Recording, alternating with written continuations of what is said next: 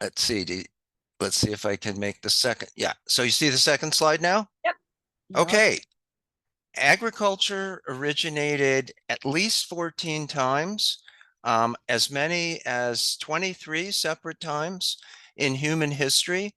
And each of those origins eventually involved multiple crops.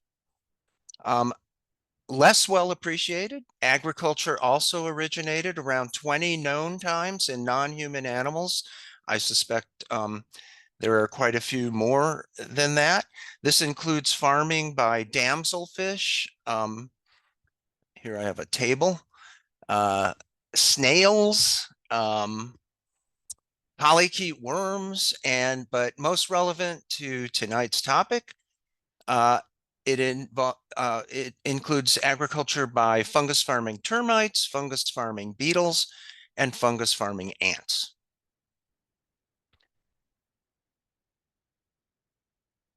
And this evening, I'm going to focus on arguably the most successful of the non-human farmers, the fungus farming.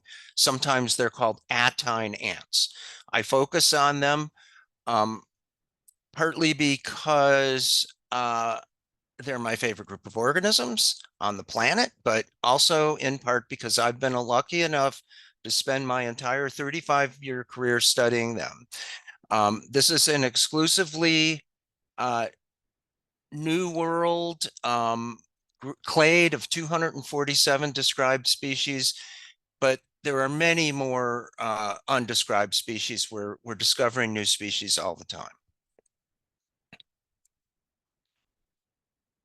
Fungus farming ants include the very well-known leafcutter ants.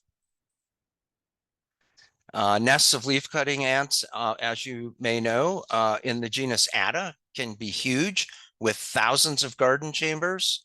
Here's an excavation of one of those nests in the lower right. Here's some more pictures of these vast nests. Here's a diagram of a nest of Atta volenvideri, in which you can see the thousands of garden chambers and the underground waste dumps with hundreds of chambers and a human included for scale. An Atta leafcutter colony they've been called superorganisms. It's the ecological equivalent of a large herbivorous mammal like a cow in terms of collective biomass, in terms of lifespan, because they can live to be 10, 15 years or older, and in terms of the amount of fresh vegetation that the colony harvests and consumes daily. The agroecosystems created by Atta leaf-cutting species constitute such a reliable and predictable resource that they can support entire agricultural communities of endemic species. This includes hundreds of species of beetles, moths, flies, even a few snake species that live out the majority of their lives inside these leafcutter nests.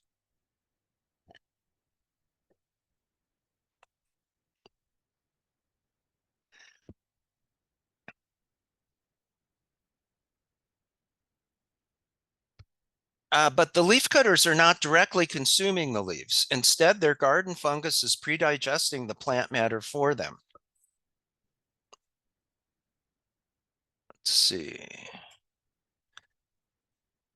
These ants leave trails through the forest that serve as highways for the cut leaves that they carry back to the gardens. Most fungus farming ants, however, are not leaf cutters. Most of these little known species are small and inconspicuous. Nest entrances can look like this, like that. Fungus gardens can consist of a single chamber in the soil. So you can see here the chamber and the fungus garden inside of it. Here are some more excavated garden chambers of these so-called lower non-leaf cutting fungus farming ants. We spend a lot of time in the field excavating nests like this, which I'll talk more about later. Here's a fungus garden that the ants have cultivated on the underside of a rotten log. And here are some more of those, very beautiful, from Peru. In both the leaf-cutting ants and in the non-leaf-cutting fungus farming ants, the suite of behaviors required for cultivating fungus gardens is remarkably complex. The ants have to forage for the appropriate organic substrates. They have to prepare, in many cases, prepare the substrate. They have to incorporate the substrate into the garden. They have to go off and find healthy growing mycelium elsewhere in the garden, bring it back and plant it on the newly added substrate. They have to manure the garden with their fecal droplets. They weed out foreign molds and bacteria. They detect and mechanically weed them out. They have to remove the spent substrate. Once it's used up, it can be a source of disease. They have to harvest the fungus for food and feed it to their larvae, which can't eat on their own. And a daughter queen has to transfer fungus from her mother's nest to her new nest, which I'll talk about later. The first detailed written account of the behavior of leaf-cutting ants was published in 1863 by the famous naturalist Henry Walter Bates in his classic book, The Naturalist on the River Amazons. Bates published these figures, and he hypothesized that the leaves are used to thatch the domes which cover the entrances to their subterranean dwellings, thereby protecting from the deluging rains the young broods in the nests beneath. He thought that the leaves served a waterproofing function, but he was wrong. And I want to point out that 2024, this year, is the 150th anniversary of the discovery of ant agriculture. So we should really be celebrating all year long. I'm trying to.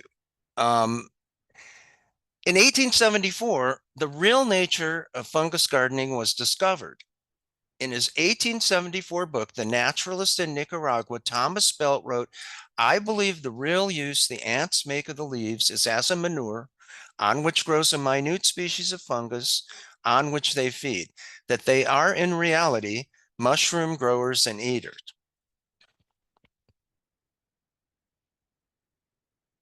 In that same year, 150 years ago, the great 19th century Brazilian naturalist Fritz Mueller independently discovered fungus cultivation in ants, communicating his discovery to the very young journal Nature through his correspondent, Charles Darwin, who wrote, "As to the leaf cutting ants, I have always held the same view which is proposed by Mr. Belt, namely that they feed upon the fungus growing on the leaves they carry into their nests." In 1890 to 1893, a few years later, Fritz Mueller's nephew, the mycologist Alfred Mueller, visited Uncle Fritz in Santa Catarina, Brazil, and carried out a seminal study of the fungal cultivars that remains to this day a scientific classic. Alfred Mueller was a student of the German mycologist Julius Oscar Breffeld, who in 1872 invented the method of isolating and culturing microorganisms on sterile nutrient media. Alfred Mueller described micromorphological characters of fungal cultivars and of other fungi in the garden. Mueller collected, photographed, and described as a new species these mushrooms. Growing out of an abandoned leafcutter nest, he described it as Rosites gongoliformis, but the species was later transferred into Leucoagaricus, where it remains a valid species. Mushrooms occasionally grow in laboratory cultures of ant-cultivated fungi. Based on the morphology of these rarely collected mushrooms, attempts to identify the ant-cultivated fungi were generally not very successful, with some exceptions. I'll talk more about identifying the fungi later. As was first figured out in the 19th century and that was shown in these figures, when a daughter queen leaves her mother's nest, she carries a small bit of her mother's garden in her infrabuccal pocket. That's a pocket that's found in the mouths of all ants. So this huge Atta queen started her garden with fungus carried from her mother's nest in her mouth. She flew, mated, and excavated a chamber in the soil. She cast off her wings and in the chamber spit out the fungus and took care of it, manuring it with her own fecal droplets and with non-viable trophic eggs until her first brood of workers emerged and took over the farming duties. Ant agriculture has a crop disease, a clade of ascomycete fungal species found only in fungus gardens that have co-diversified with the ants since the origin of fungus farming. The disease is called Escovopsis, and it competes with the ants to consume the fungus garden. Fungus farming ants culture actinomycete bacteria on their bodies. These bacteria produce antibiotics that the ants use to control the crop disease Escovopsis. The ant actinomycetes are very closely related to the genus Streptomyces, from which many human antibiotics are derived. The actinomycetes are housed in specialized integumental crypts on the ants' bodies that are lined with glands that presumably provide nourishment for the bacteria.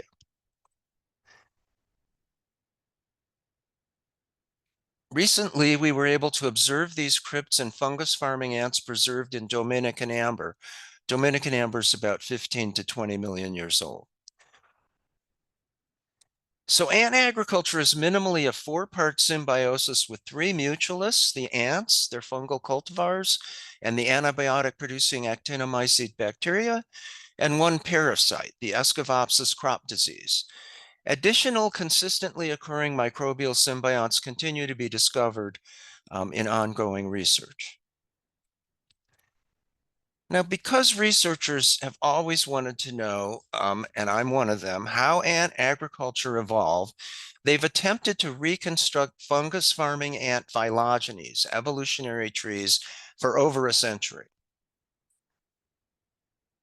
Here are two surprisingly prescient phylogenies by past ant researchers in 1912 and in 1963. Here are some phylogenies based on ant morphology from 1995 and 1998. And here are some phylogenies from DNA sequence data from 1998 and 2008. Attempts at fungal cultivar phylogenies have been more limited. Here are two of the first molecular phylogenies from 1995 and 1998. And here's one from 2012.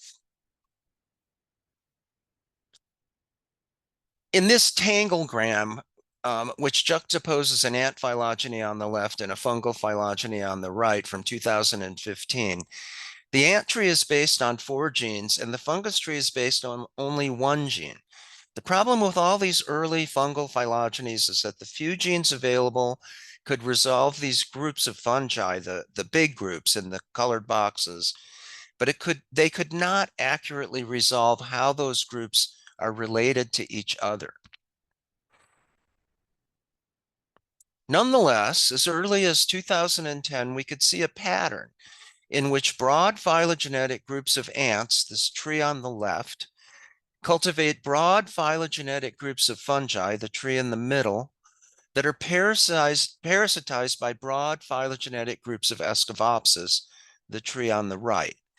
We could also see that although the ants from one group were never found or rarely found growing fungi from another group, within these groups, the pattern breaks down so that within each of these 5 broad groups, closely related ants can be growing distantly related fungi, and the same fungal species can be cultivated by distantly related ants, but only within the same group. We refer to these groups as agricultural systems, and we would very much like to understand what biological mechanisms enforce the boundaries between them. And even though we don't know the mechanisms that prevent ants from one agricultural system from cultivating fungi from a different agricultural system, we do have some understanding of why this pattern breaks down within each of the systems. It's because of horizontal transfer. Lab experiments and field observations have shown that ants can occasionally replace their resident fungal cultivars with cultivars obtained from other ant nests or from feral cultivars growing in the leaf litter unassociated with ants. I'll tell you a bit more about that later in the talk. This could happen if, say, a colony's garden dies, or if a queen fails to bring fungus with her from her mother's nest. This horizontal transfer would violate the pattern we would expect to see if fungi were always transferred vertically from mother to daughter nests without exception across time. We'd expect to see sort of matching ant evolutionary trees and fungal evolutionary trees, but we don't. I'm pleased to report that in the past 5 years, there's been a revolution in the way we reconstruct phylogenies, in the way that we make these evolutionary trees. We have phylogenomic markers, ultra-conserved elements, or UCEs, for ants that generate massive quantities of data from loci sampled from across the genome. An earlier version of these markers produced this fungus farming ant phylogeny in 2017, which essentially nails down fungus farming ant relationships for the first time ever, to my great satisfaction. And we now have phylogenomic markers, UCEs, for basidiomycete fungi. These are still unpublished, but we have a paper currently under review that is the first to use them. These markers produce this phylogeny for the fungal order Agaricales. This includes 288 ant-cultivated fungi, all of which arise in two families, the Pterulaceae, the coral fungi, and the Agaricaceae, and within the Agaricaceae, the tribe Leucocoprinae.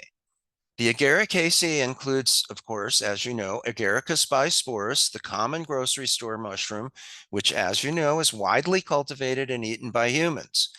This is the very first well-supported phylogeny that tells us finally how these groups of ant-cultivated fungi are related.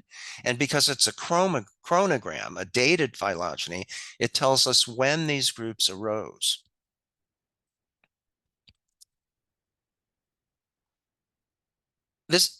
Oh, I think I went too far. There we are. This tanglegram includes a simplified version of that fungal phylogeny on the left that focuses on the ant-cultivated fungi. On the right is an ant phylogeny, and in the middle are lines connecting the ants to the fungi that they cultivate. I've colored branches on the fungal phylogeny in red if they're ant cultivated and in black if they're free living. You don't need to see the details, but hopefully you can see the pattern of pronounced fidelity between broad groups of ants and broad groups of fungi, which compose the agricultural systems that I mentioned earlier. This phylogeny tells us something very interesting about the origin of ant agriculture.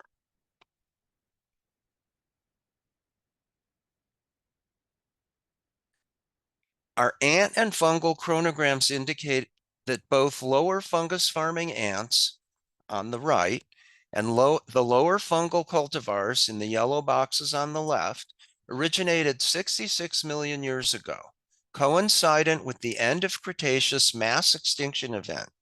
That's when a bolide collided with the Earth and caused firestorms for days to weeks, and that shut down photosynthesis for several or more months, or possibly for even a few years, during which the fossil record indicates that fungi proliferated and global mass extinctions occurred, including the extinction of the dinosaurs.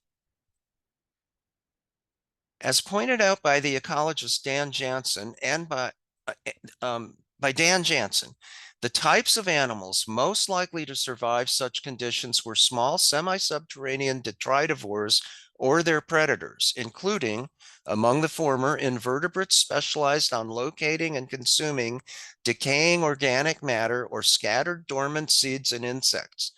Under such conditions, fungus farming ants and leucocopriniaceous fungi would have constituted a formidable mutualism in which the ants located organic materials and the fungi digested them, sharing the nutrition with the ants.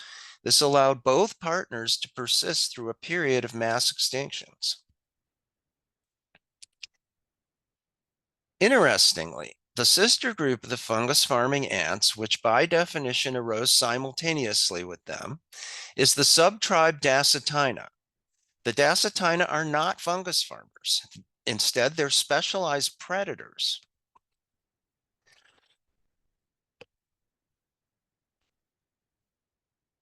Some of the earliest diverging Dacetine lineages look like this, with these remarkable trap jaws for capturing prey. A study conducted in 1993 concluded that it's very likely that the early Dacetina preyed on Collembola, which are detritivores. So this explains how they might have survived the end of Cretaceous extinction event, along with their relatives, the fungus farming ants.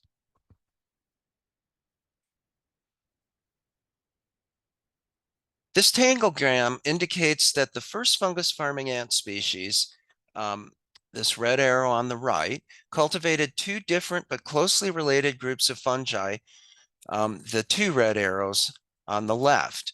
We've known about these two groups for many years, and we called them clade 2 and clade 1 fungi, but we didn't know that they were cultivated separately and simultaneously 66 million years ago. There are 10 genera of fungus farming ants that practice that form of lower agriculture, that grow those fungi that were in the yellow boxes. Here's what some of them look like.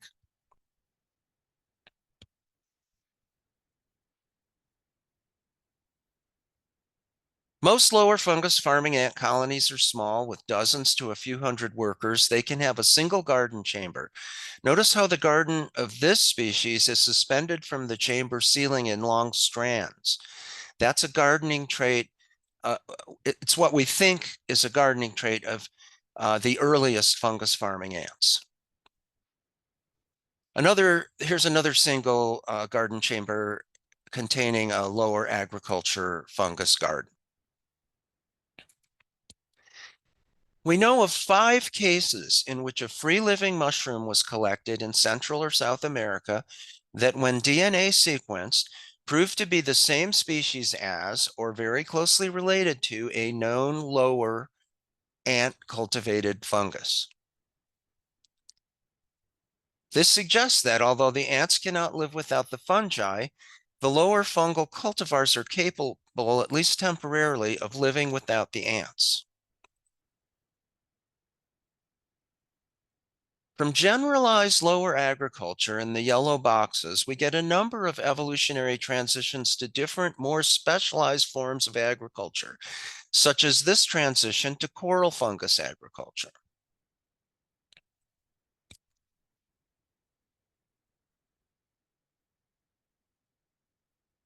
In the ant genus Apterostigma, some species cultivate lower fungi in the Leucocopriniae, just like all the other lower fungus farming ants.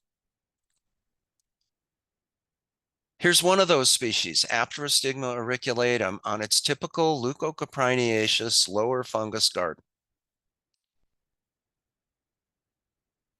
But around 20 million years ago, the ancestor of this group, with the red arrow here, transferred its agricultural behaviors to start cultivating coral fungi. In the family Pterilaceae, which is very distantly related to the Agaricaceae and to the Leucocopriniae that all the other ants cultivate.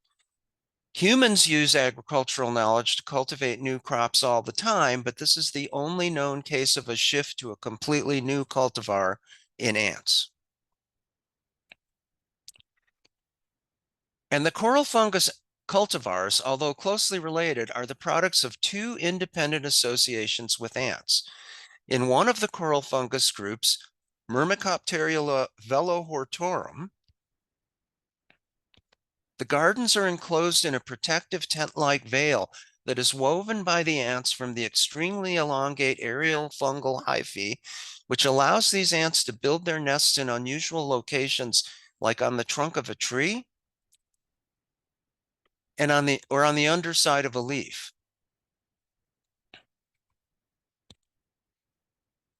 But in the other group of coral fungi, Myrmecopterula nudihortorum,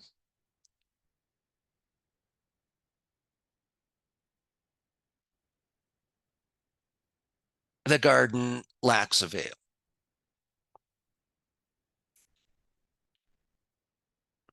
Another evolutionary transition away from lower agriculture occurred in yeast agriculture in these green boxes.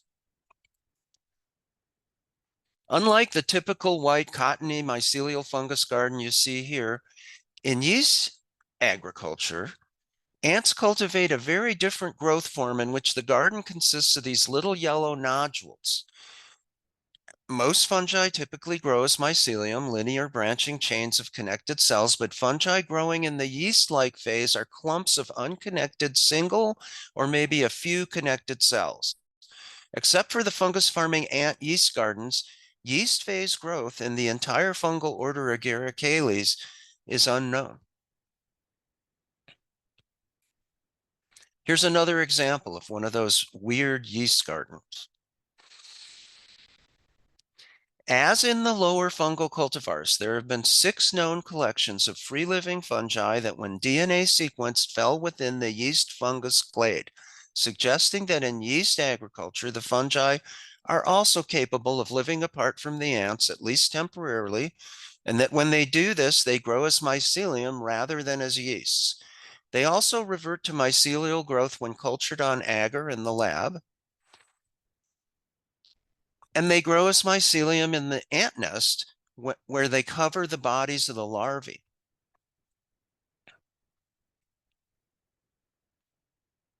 A major event in ant agricultural evolution occurred in the transition from lower to higher agriculture. Higher agriculture is in the blue boxes here. Higher agriculture is practiced by the highly eusocial, ecologically dominant leaf-cutting ants. But it's also practiced by 5 other genera of non-leaf-cutting higher fungus farming ants.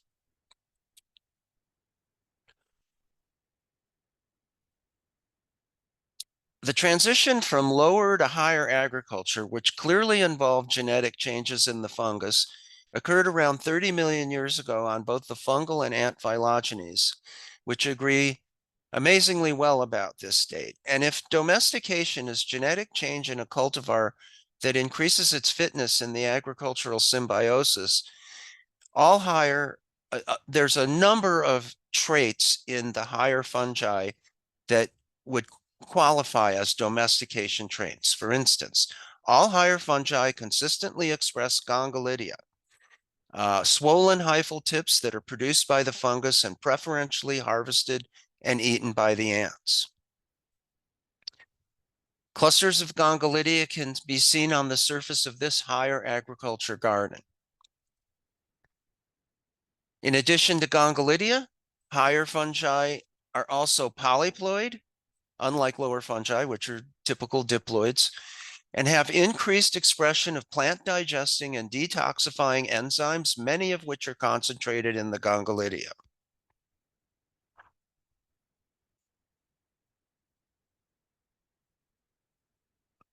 And perhaps most importantly, although higher fungi are able to produce mushrooms and may or may not be able to reproduce sexually, we still don't know that. As far as we know, they are unable to live without the ants. So in higher agriculture, both ants and fungi are clearly obligate symbionts. They cannot live without each other.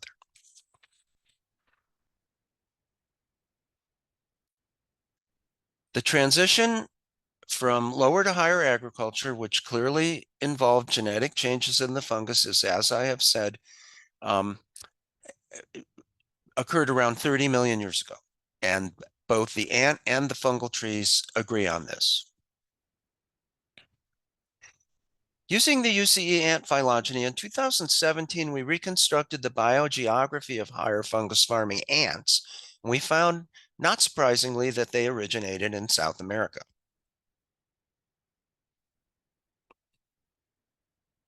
We also reconstructed ancestral habitats on the phylogeny, and we found somewhat more surprisingly that the ancestral higher fungus farming ant lived in a seasonally dry habitat rather than in a wet forest as we had previously assumed.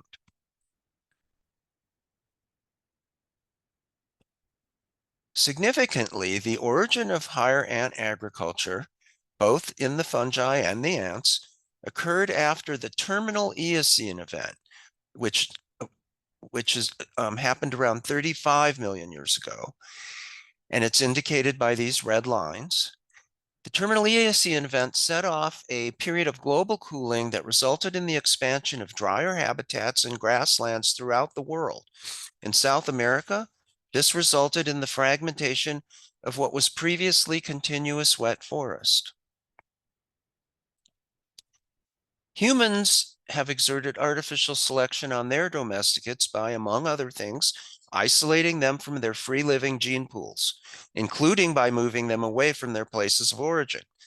This repeated pattern in human agriculture led us to speculate that the domestication of higher fungi likely occurred in a dry habitat in which the fungal cultivar was, unlike its ancestor, no longer in sympatric genetic contact with an extended population of wet forest-dwelling, free-living fungi. Essentially depended on its ant farmers, it was subjected to the ant equivalent of artificial selection, causing it to evolve into the ancestor of the higher cultivars.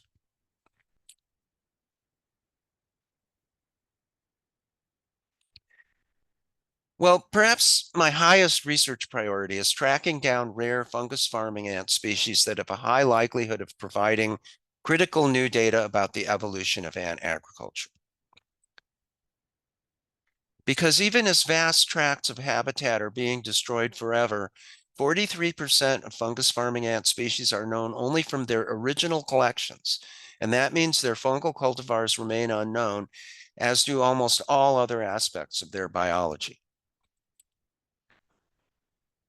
My first example of the value of field work is the fungus farming ant genus Mycetogroicus, which was only described in 2001.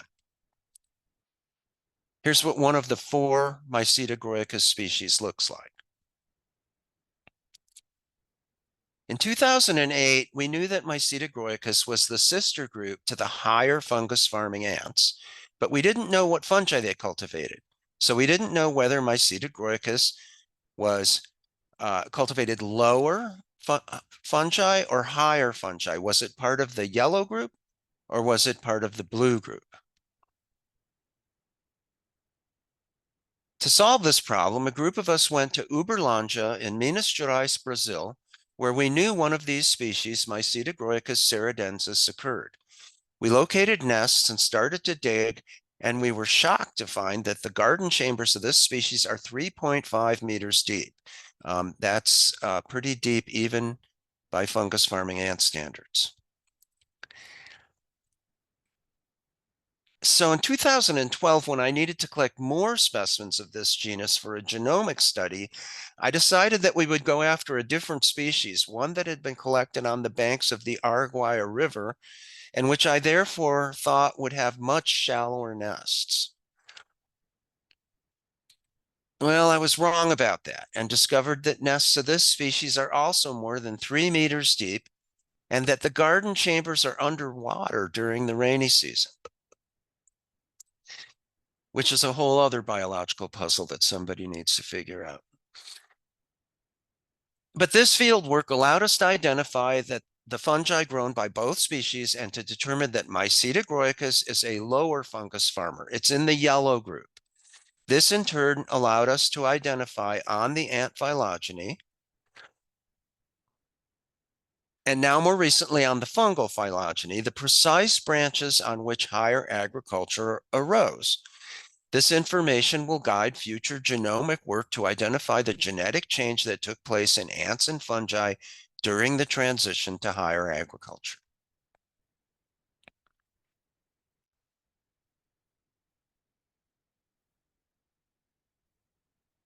Paramycetophylex brucki is a morphologically hard to place fungus farming ant species that was put into its own monotypic genus by frustrated taxonomists. That means Paramycetophylex brucki is the only species in the genus. It occurs in marginal xeric habitats in the Argentinian dry Chaco, where I had previously looked for it without success. During the past 4 years, I had the good fortune to team up with Argentinian myrmecologist Priscilla Hanisch, and she ultimately was able to locate nests of this enigmatic species, which she found consistently occurs under trees known locally as Algarrobo dulce. Priscilla became the first person to excavate nests of Paramycetophylex brucki. She collected ants and fungi and recorded biological information about this previously unstudied fungus farming ant species. When we added Paramycetophylex brucki to our phylogenomic ant phylogeny, we got an unexpected surprise. It's the sister species to the yeast farming ants, having diverged from them around 36 million years ago. That was published 2 years ago. And when we added the cultivar of Paramycetophylex brucki to our phylogenomic fungal cultivar phylogeny, we got an even bigger surprise. The fungus cultivated by Paramycetophylex brucki is the sister of the yeast fungi. What this means that is if we want to explore the genetic change responsible for the origin of yeast agriculture, our search has been narrowed down to 2 branches, one in the ant tree and one in the fungal tree. The fungus farming ant Apterostigma megacephala was described in 1999. At that time, it was only known from 4 specimens. It's a morphologically very strange species that is clearly important for understanding fungus farming and evolution. We searched for it without success. Then in 2008, colleagues told us of a collection of a single specimen in the state of Pará, Brazil. So this was the known circum-Amazonian distribution of Apterostigma megacephala in 2008.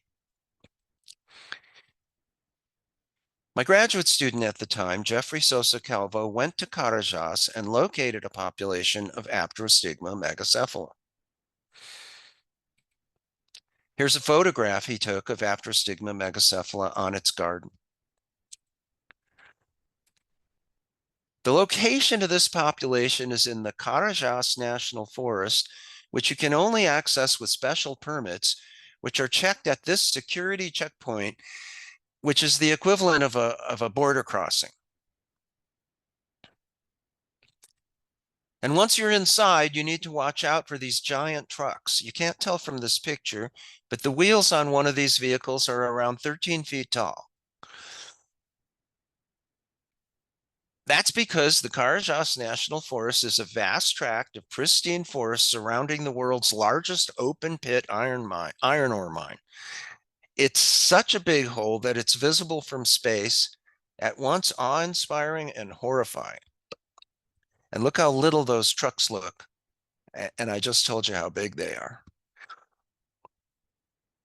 And in the middle of that forest is a little mining company town, which has its own zoo. And the population of the fungus farming ant Apterostigma megacephala is on the grounds of that zoo.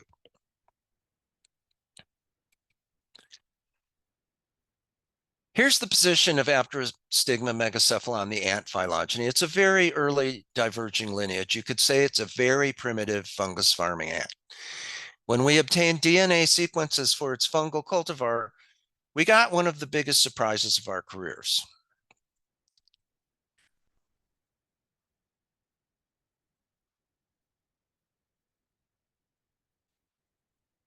Apterostigma megacephala is the only lower fungus farming ant known to cultivate a higher fungal cultivar.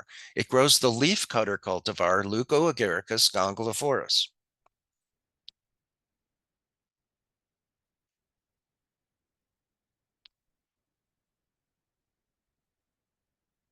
After publishing this, we conducted field work in Mato Grosso in 2017 and collected Apterostigma megacephala in 3 new locations there, represented by the yellow circles. In every case, it's growing the higher fungal cultivar, Leucoagaricus gongyliflorus. I believe that if we understood why Apterostigma megacephala is the only lower fungus farming ant known to cultivate a higher fungal cultivar, we might get some insight into the biological mechanisms that otherwise constrain these 5 agricultural systems. There must be some kind of physiological, nutritional, or sensory barriers that constrain these systems.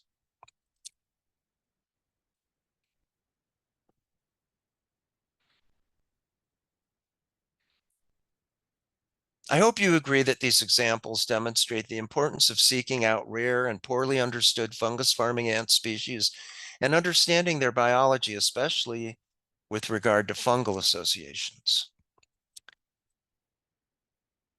In 2022, we published this book, The Convergent Evolution of Agriculture in Humans and Insects. The point of this book is that the many similarities between human and non-human agriculture are not due to coincidence, but instead to convergent evolution, because there is a limited number of ways that you can grow your own food and a limited number of evolutionary pathways that can lead to growing your own food.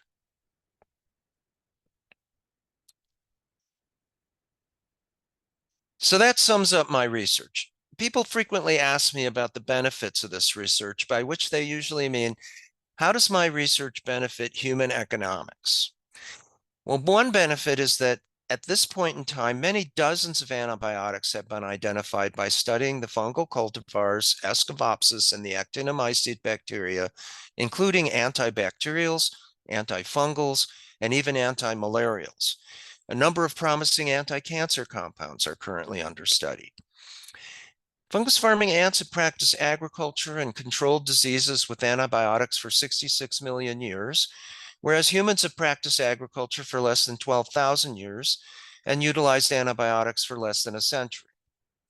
Likewise, leaf-cutting ants have essentially husbanded local trees and plants for millions of years, stripping them of vegetation, but not to the extent that they kill them. Understanding the evolutionary and ecological dynamics of ant agriculture could therefore have important and practical applications for the longer-term practice of human agriculture and the longer-term practice of human medicine, because we are currently practicing short-term strategies. Another benefit, my favorite benefit actually, is simply the wonder and awe that we experience when we study these remarkable organisms. So I invite you to stay tuned for further wonder and awe. And I thank you kindly for your interest.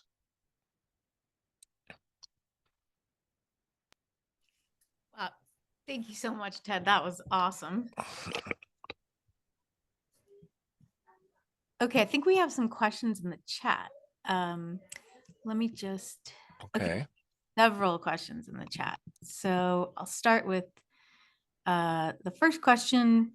Any speculation on what percentage of the known ants farm? Oh, all fungus farming ants are a very small little part of all ants. So there's roughly 14,000 plus species of ants described, and fungus farming ants are only about 250 species of those. Now, that's one group of farming ants, and I just told you how they all grow. They're all descended from a common ancestor that started doing this. There are a few other groups of ants that cultivate fungi, and we're only recently learning about those. And those are mostly growing ascomycete fungi, black yeasts, ketothyreales. A lot of these ants, we've known that you can find these consistent fungi growing in their carton nests. So a lot of ants make carton nests from debris, soil, and um, mainly from soil. And these fungi grow through them and knit them together and make them much stronger. So in a lot of times cases, these fungi serve a structural function. But humans practice agriculture also to obtain structural products. But then in some cases, we've discovered that these ants are eating these ascomycete fungi. The larvae are eating them. The queens are carrying them from mother to daughter nests and things like that. So I think we're going to be discovering more fungus farming ants, but I'm, you know, even so, it's a very small fraction of all the ants. Most ants are scavengers, predators, omnivores. Okay, cool. And then a follow-up question to that, can different types of fungus farming ants be associated with different soil types? Um, there are definitely different soil types. Very close. So if you go to the wet forest of South America or Amazonia, these are very clayey soils for the most part. And a lot of fungus farming ants are found there, including a lot of what we would consider the most primitive fungus farming ants. But if you go to places like the Brazilian Cerrado, a lot of those soils are clayey too, but some of them are much more sandy. Um, and these ants do perfectly fine there.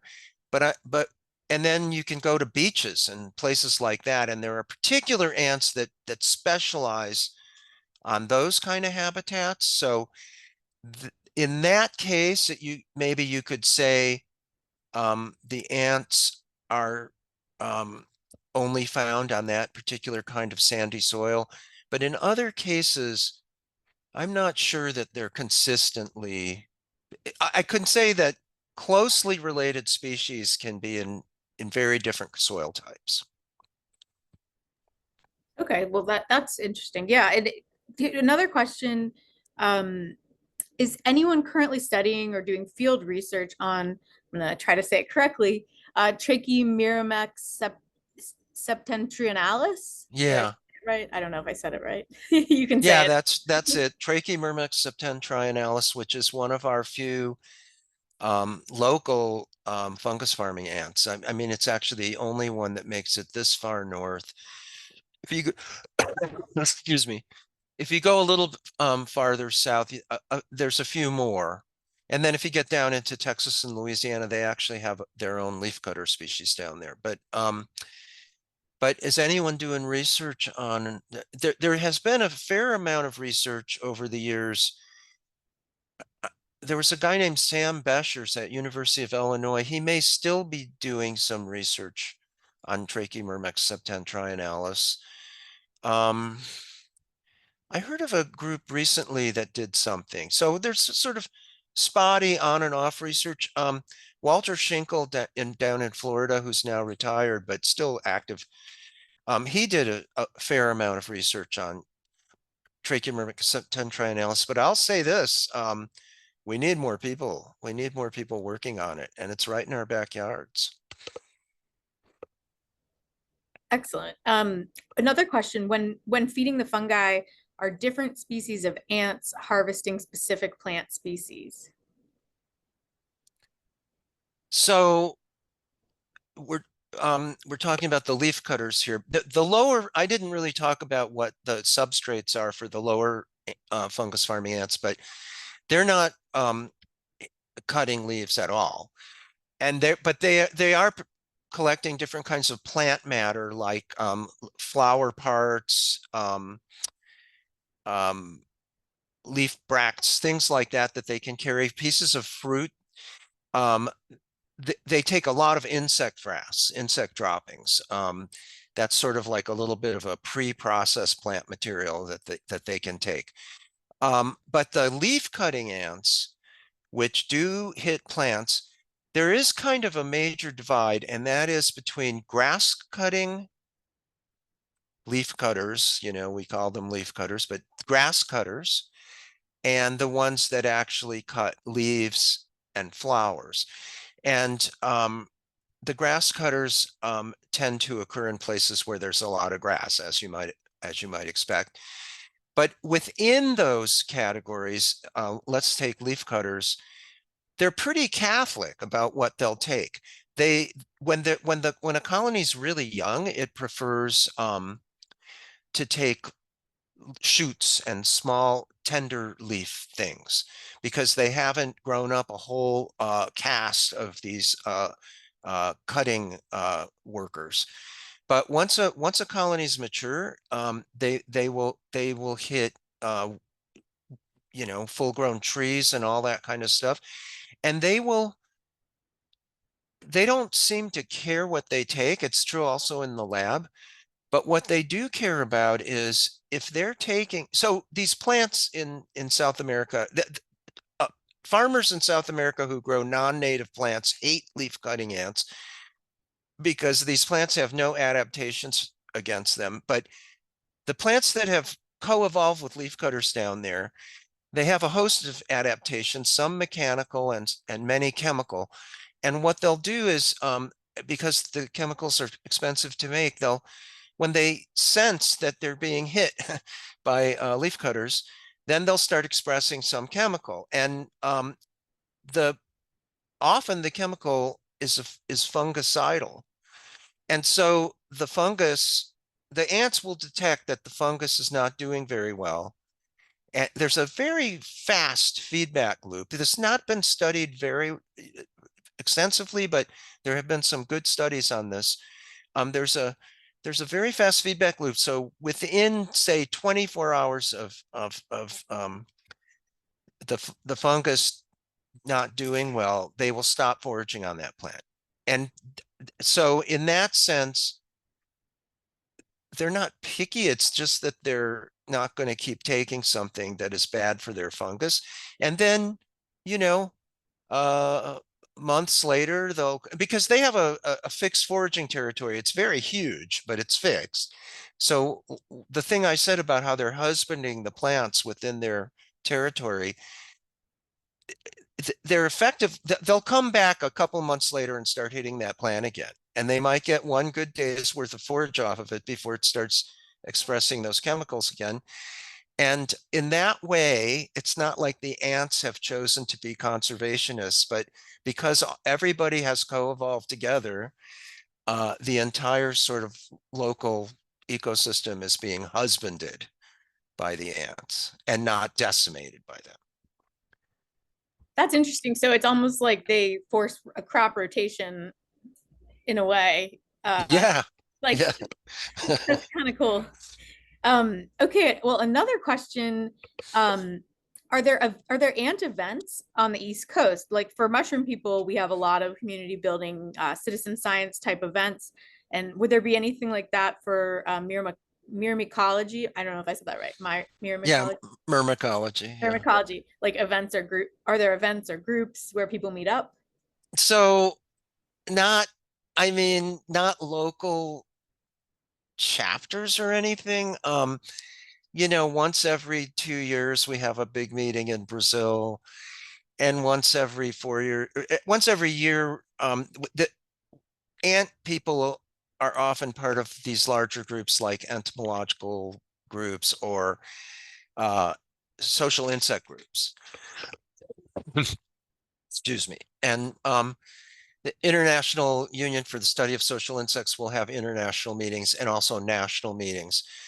But there has just not been a calling for it until, I mean, this may be an indicator that, the time has come. I'm a little I am aware that there are increasing numbers of amateur myrmecologists out there, people who are in particular like to rear living ant colonies, which is something I've been doing for my entire career, and it's fun, and I like doing it. And I used to rear ants other than fungus farming ants too.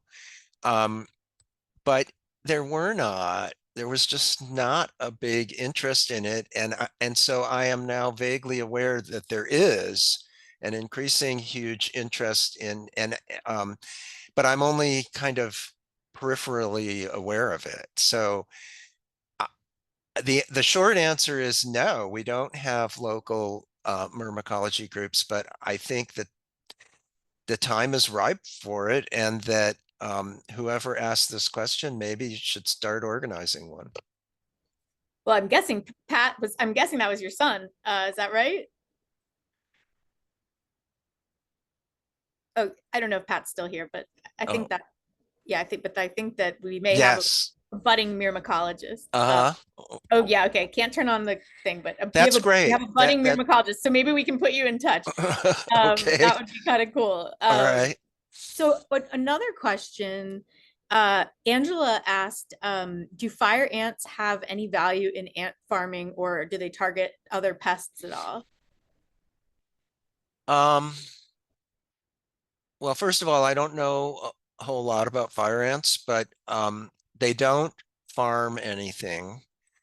They're rather typical ants in that they're largely predatory and omnivorous.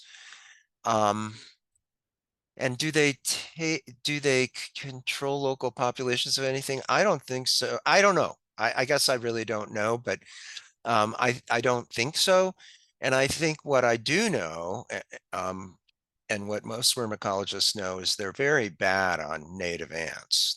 They're just um,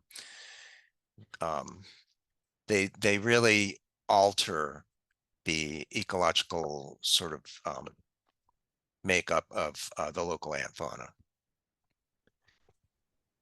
Okay, well, thank you. Another comment.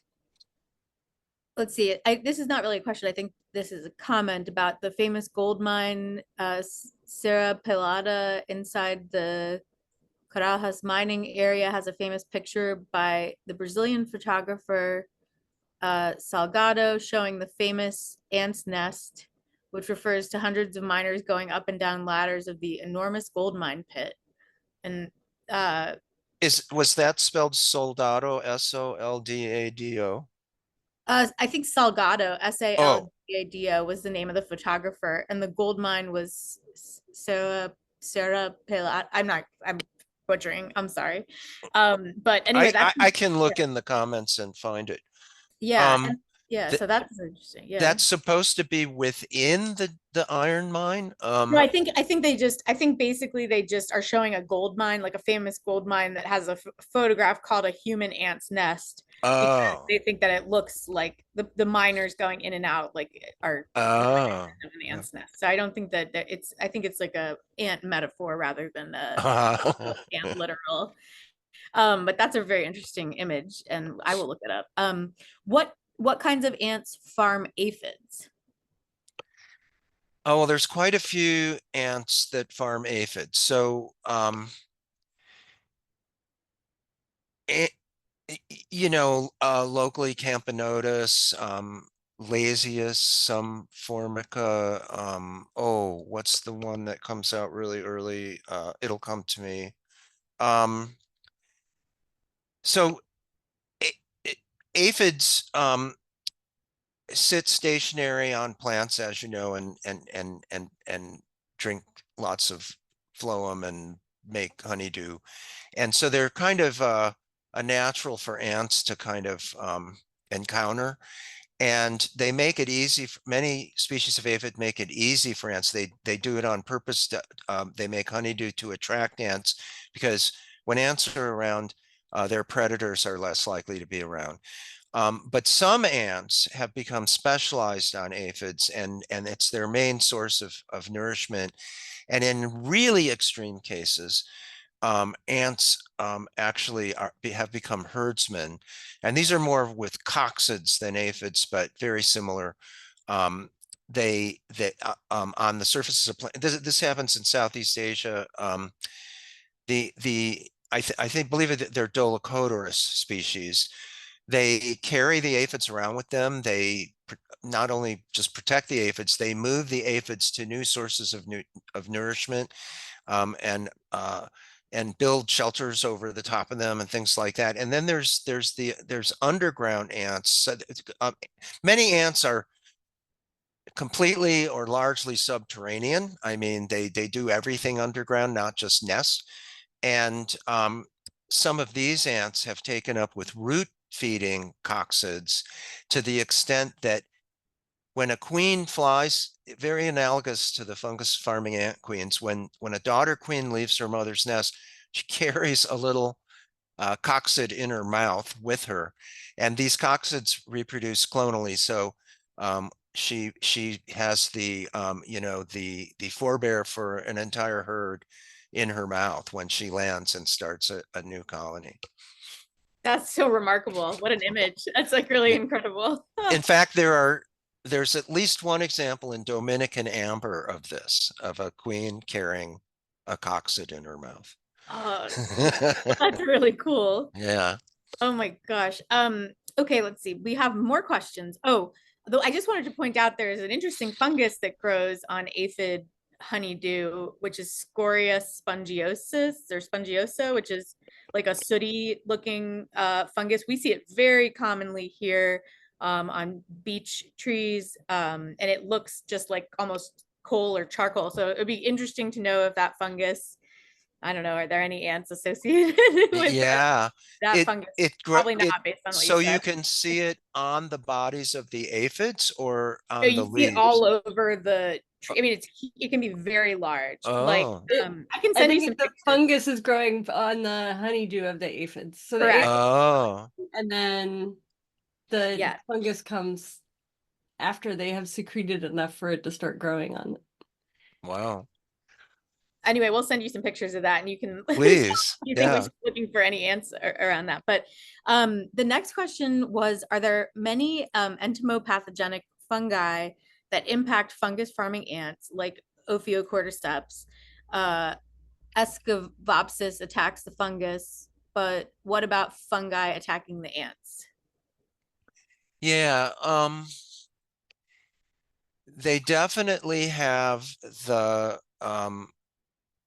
cordyceps that um sprouts up out of the back of their behind their heads. I've never seen it. I'm not sure how common it is because I've seen a lot of these ants and I've never seen it myself. But there is one study, um, at least one, maybe two studies where they surveyed this and found multiple examples. And I don't know if they identified the fungi, but they probably did.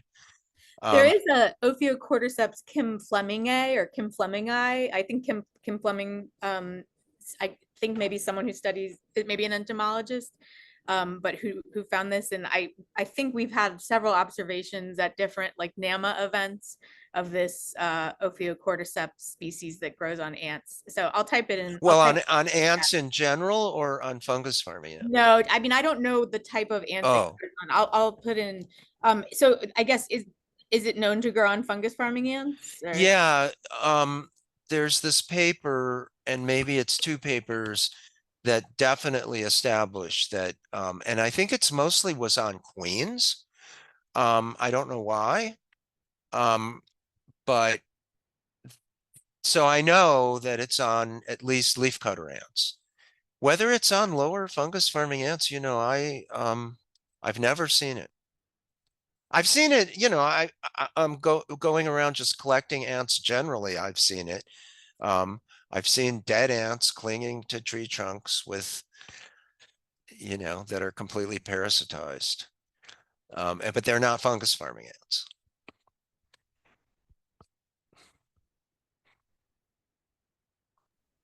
Oh, cool. Okay. Uh, Pat said that particular species I mentioned grows on Campanatus castaneus and Hmm. Campanatus americanus. Okay, I think there were a couple more questions. Uh, Oh yeah, this was a great question. I saw what is involved in excavating a huge ant nest and how do you avoid getting bitten? Well, I don't usually, first of all, excavate the leafcutter nests. Um, so those giant, huge ones that I showed pictures of, those are the ones I would usually avoid because when I'm collecting, first of all, I'm trying to collect things that are poorly known, and the leafcutters, although there's just like everything in science, there's tons we don't know. They're generally more well studied than the other fungus farming ants. And second of all, I'm usually trying to get a colony with a queen. And so if I were going after a leafcutter nest to get the queen, I wouldn't go after one of those giant mature ones. I would go after one that, and I do this fairly frequently, a 1 or 2 year old one. They're still very small. They they still have a single garden chamber, and the queen is, it's very easy to dig them up. They're very shallow, and the queen's right there, and a retinue of workers is right there. The entire garden is right there, and I can take it back to the lab, and then we can grow it up into a much larger leafcutter nest. So what's involved in the kind of digging I do is usually these lower fungus farming ant colonies. Maybe they have 100, 300, maybe 500 workers in them. And it's still pretty complicated. You know, if you've never dug, if the species has never been excavated before, you have to find it. You have to follow a worker. You have to bait for workers. You have to follow the worker carrying the bait, which is usually cream of rice. We usually use cream of rice as the bait. And it's white, and you can follow its through the leaf litter pretty well. You find the hole where they're going in. Often it is nothing but a tiny little couple millimeter across hole in the ground. You flag it. Maybe in the course of a couple of days, you can flag a couple of those, and then you can start trying to dig them up. And if you don't know, if you never dug this species up before, you don't know how deep it is. And like I told you, sometimes we get shocks and they're 3 or 4 meters deep, but that's very rare. So you have to kind of assume like, okay, I'm going to hypothesize that this is going to be about a meter deep. So then you have to go out away from that hole at least a meter, probably more like, I don't know, 1.5 meters or something, and start digging a trench. And the trench is going to be some amount deep, and it's going to eventually lead to, we're assuming the chamber's directly under the hole. And then once you get close, you start shaving the earth and hoping you're going to break into a chamber. And often there's more than one chamber, and they're stacked vertically. But at least, you know, you find what you may find a chamber. Then you may have to deepen the hole and continue to dig until you find the chamber with the queen, because frequently the queen's at the bottommost chamber, or often she'll escape. If she was in an upper chamber, she'll escape when the chamber gets broken into, and escape to the lower chamber. That's probably more than most people want to know about how we do it, but that's Not at all, you know. actually. That was awesome. Yeah. I mean, I wonder, like, how did you, like, did you learn to do that in your PhD, or did you have to, like, how do you learn to do that? Yeah, I so when I was doing my PhD, there hadn't been that many people that, I mean, there's been a lot of people that dig up ant nests. Not that many, though. I mean, most myrmecologists don't dig up nests. I mean, it takes a special kind to do that. They're not necessarily interested in nest architecture, or they're not after a fungus garden or anything like that. But there were enough people out there that could sort of tell me how to do it. And I remember going to La Selva in Costa Rica and learning from a fellow grad student who had done dug up some 1-year-old leafcutter nests, um, and then reading, but mostly teaching myself how to do it over the course of my grad career. And then there's also the thing of how do you keep them in the lab? And there had been people before me that had done that. And so I took all their methods and kind of tweaked them and figured out my own way of doing that. And it was all really fun. I mean, I Did considered it you all. figure out the cream of rice, or someone told you that? We came up with I guess I came up with cream of rice. A friend of mine had told me he used barley. So he went out in Central America and bought barley, and and usually when you buy barley, it's whole grains. And then he would sort of crush it a bit and put it out. And that's very close to cream of rice. I mean, so I started doing that. I mean, a lot of people told me in the beginning orange rinds. I don't know why, but everyone thought orange rinds are the way to go. And well, I do know why, because if you're sitting in the forest and eating an orange and you throw the orange rind down, sooner or later leaf cutters will come along and they like to cut out that pith on the inside of the orange rind. So everybody gets the idea that that's a great bait, but and maybe it is for leaf cutters, but it's not such a good bait in many ways for your average fungus farming ant. Cream of rice is so easy to bring along in a tube and sprinkle Is around. that like, just to clarify, like, is that like the rice cereal that you feed babies, or is that like something? Yes, Oh, that's what I it's thought. it's Yeah. basically rice that's been pulverized, but coarsely pulverized. So it's still in fairly coarse pieces, perfect for an ant to pick up in its mandibles, though, not so coarse and not so fine as to be a nice bait for ants. I mean, if you if you decide, okay, I am going to focus on this square meter of earth and see what ants come by, um, and you sprinkle cream of rice, all kinds of ants will come to, it won't just be fungus farming ants. So you have to have a kind of a gestalt for recognizing a fungus farming ant when it comes by. A cool question by Tom McCoy, our VP, Vice President of MAW. Orchid diversity is greatest in South America, and since all orchid seeds require fungi to germinate, I'm wondering if certain orchids are associated with fungus farming ant nests.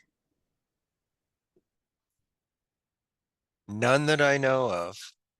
Um, do orchids frequently sprout from the earth, or are they more likely to be epiphytes? I don't know. I know nothing about orchids. Um, Tom, do you want to comment on that? In in the tropics, the vast majority would be epiphytes. so there are some tree inhabiting fungus farming ants, but I think it's unlikely just based on what I've seen.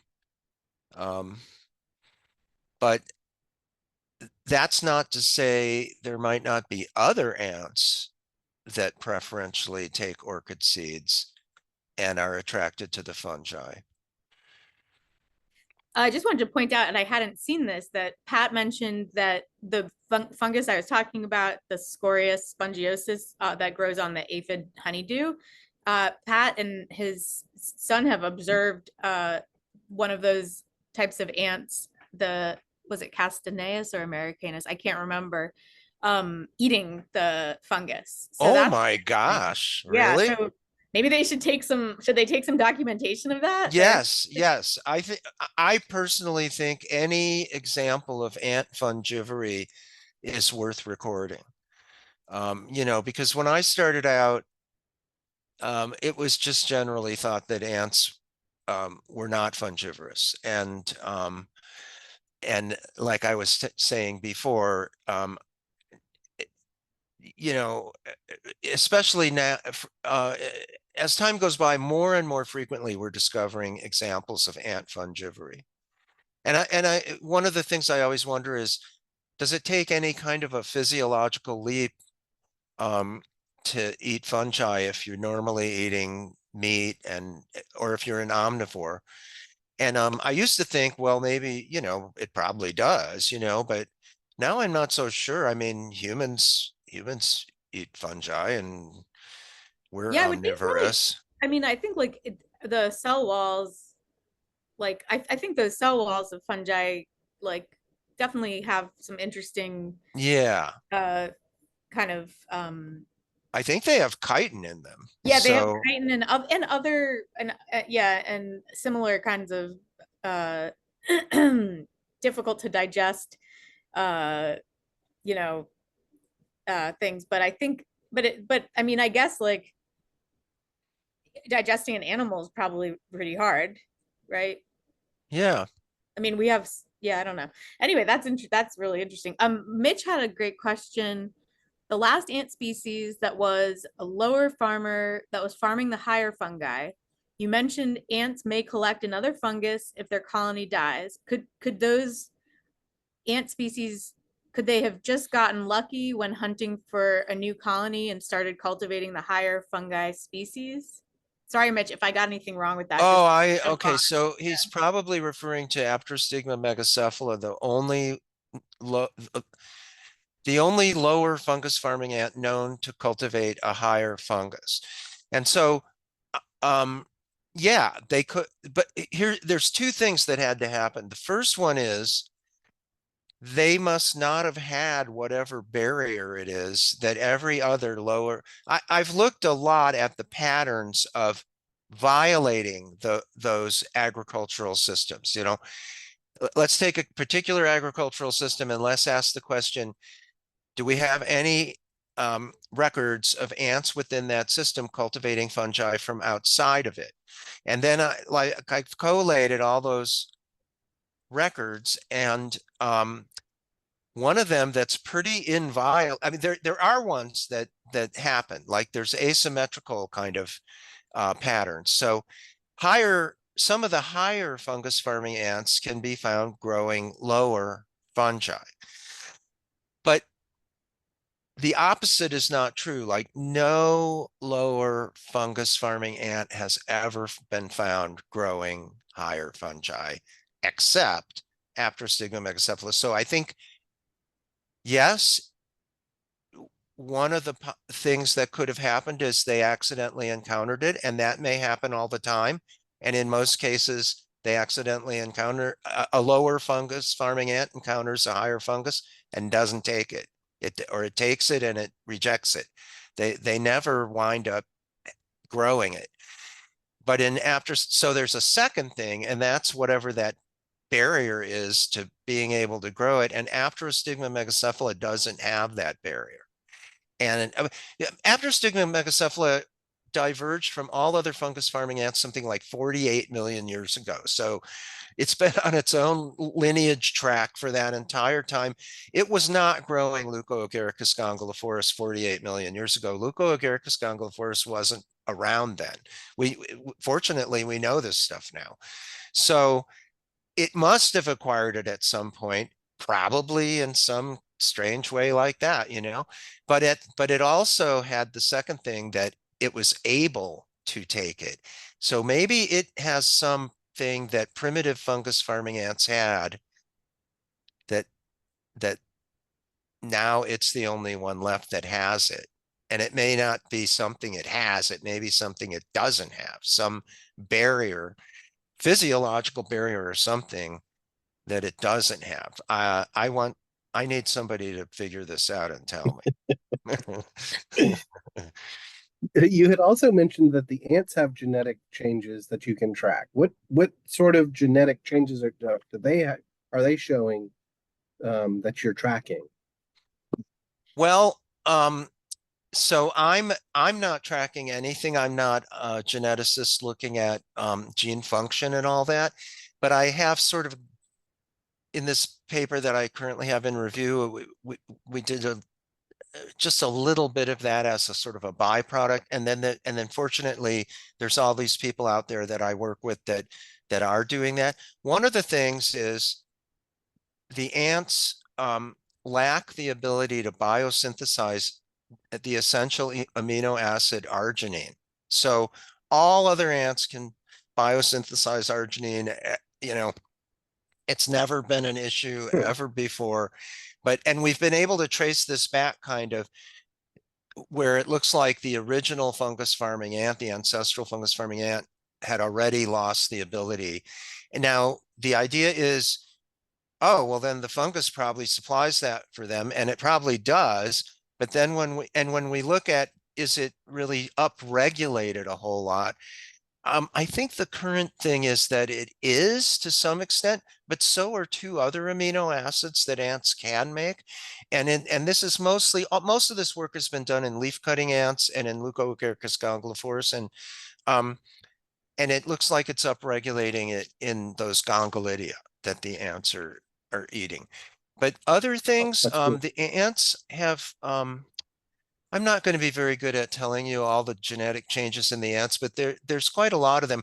Oh yeah, gene order, synteny, the way that the genes are ordered. In most ants, it's very stable, and in all fungus farming ants, it's gone off the rails. And is the synteny is the rate of synteny is like of non-synteny, changes in synteny is huge. So there's that. And there's what do you call it when you make an antitoxin? You make enzymes that break down toxins. Fungus farming ants have much less of those than all other ants. So they've lost a whole bunch of detoxifying enzymes. Wow. And then again, and it's pretty clear the fungi are doing all the They're detoxification. providing that, sure. Yes. Wow, that's And cool. there's genetic evidence for that. Yeah. Wow, thanks. It's really, really great talk. Really appreciate you coming. Oh yeah, Thank you. It has been completely fascinating. Thank you. Yeah, that was like really just incredible. One more question, or anyone can hop on if they want to, but we in the mushroom world, we see a lot of like termitomyces, like mushrooms that grow with termites. And I'm just curious, like, what are the major differences or similarities between termites, what they do, and ants? So first of all, I'd love to eat one of those termitomyces mushrooms someday. I guess I'd have to go to Asia or Africa or somewhere to do it. But the termites, in most cases, they're not passing the fungus along from parent to daughter nests like it's pretty, it's like standard with the ants, and the horizontal transfer stuff is less standard. And the termites mostly in most of the groups of termites, in every generation, they get it again from just their local environments. And I can't help but think, that they're probably seeding their local environments with lots of spores. And so these things are coming up on the leaf litter fairly, and I believe they grow in leaf litter fairly commonly, because that's always intrigued me, like why. But I think that there's one family, a very derived family, where they do carry it. I could be wrong about this, but I think I'm remembering that they do transfer it from parent to daughter nest.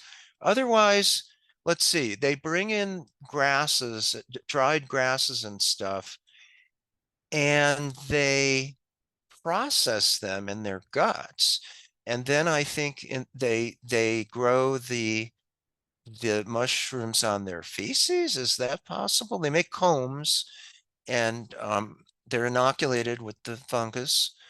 But does the grass I'm Well, that's kind of interesting. So, like, whereas the ants go for other people's frass, the termites are kind of like making their own frass. Yeah, if I'm correct, if I'm Yeah, right, but I think I am, because they're not bringing grasses and stuff in and just inoculating those with the fungi. the ants not really make frass, or Oh yeah, the ants make the ants make fecal droplets. but not like a Not well, grass. and they do defecate on the gardens, but it's not so much nutritional, it's enzymatic. most of those enzymes that they're defecating onto the garden originate in the fungus. The ants, and this is again studied in leafcutters and not so well in the lower fungus forming ants, but the leafcutter garden is not a homogeneous mass. The youngest part is on the top, the oldest part is on the bottom, and the ants are constantly removing the bottom and adding to the top. And when they add stuff to the top, they need to take the enzymes from the fungus, like more in the middle and stuff, and transport the fungus. Another way of thinking of it is the fungus is in charge, and it's using the ants to vector its various plant degrading and plant detoxifying enzymes up to the growing part of the garden.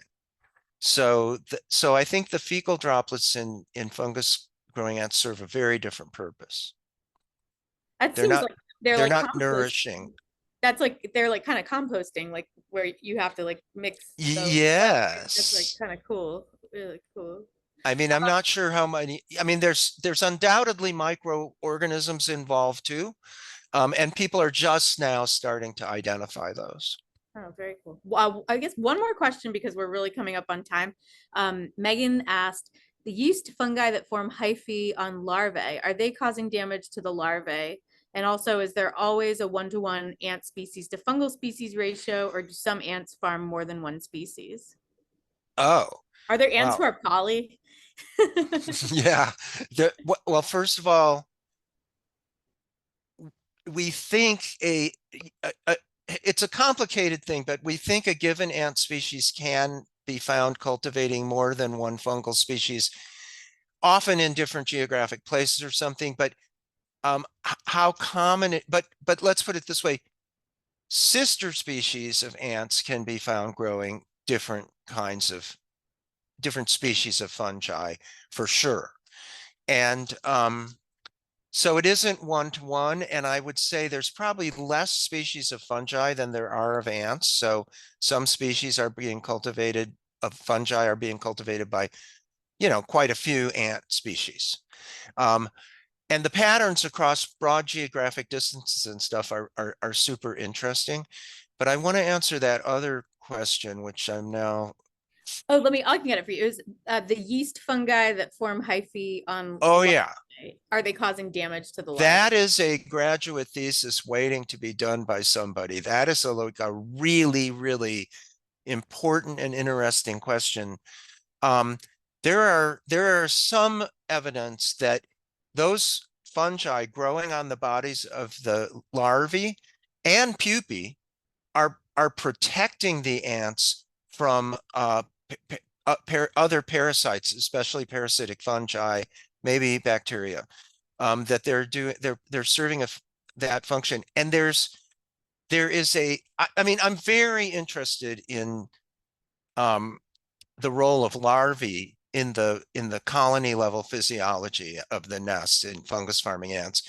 And there's this graduate student, like 15 years ago, published a paper abstract where, oh no, and there was a paper too, where they did these TEM cross sections of a larva, and they claimed that it showed that the fungi are growing through the integument of the larvae into the larval body.